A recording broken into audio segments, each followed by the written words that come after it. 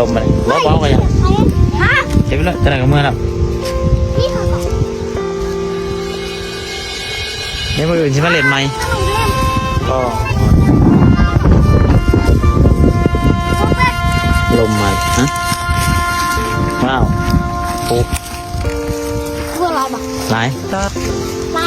ไหลดิ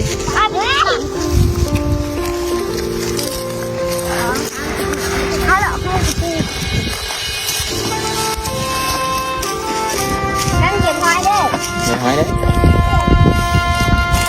มาหรอกบ่ายสามก็ไปไหนไปไหน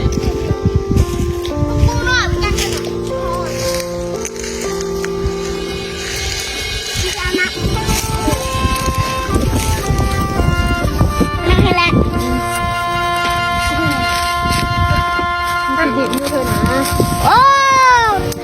อากาศมันหนาวไปนั่งดูขดดูนี่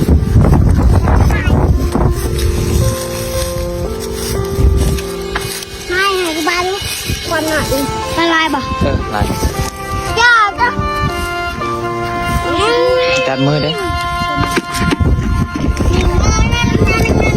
ไหนอะสัน